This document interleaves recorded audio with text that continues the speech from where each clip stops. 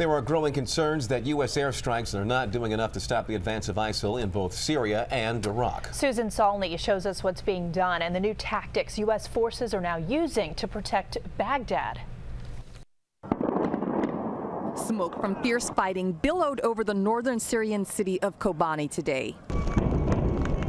U.S.-led airstrikes are trying to blunt the advance of ISIS militants who have made gains in Kobani over the last 2 weeks. But U.S. officials are acknowledging that the airstrikes have done little to stop the militants' onslaught against the Kurdish border town because ISIS is changing its tactics. ISIS is blending in to parts of the disenfranchised Sunni population, and the enemy adapts, and they'll be harder to target. Yeah, they know how to maneuver and how to use populations and concealment.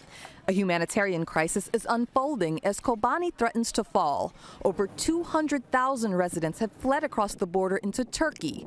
The UN has warned of a possible massacre of those who remain. ISIS also continues to threaten Baghdad, coming within 15 miles of the Baghdad airport. So close that the U.S. had to call in Apache attack helicopters for the first time. I have no doubt there will be days when they use indirect fire into Baghdad. In a welcome turn, Turkey has agreed to help train moderate Syrian opposition forces to fight ISIS militants.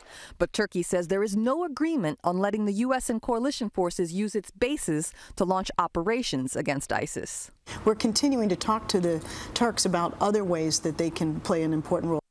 Tomorrow, 23 military defense leaders from coalition partners are expected to meet at Joint Base Andrews with President Obama and the chairman of the Joint Chiefs of Staff. The U.S. is expected to ask them to do more in the fight against ISIS. In Washington, Susan Salney, ABC 7 News.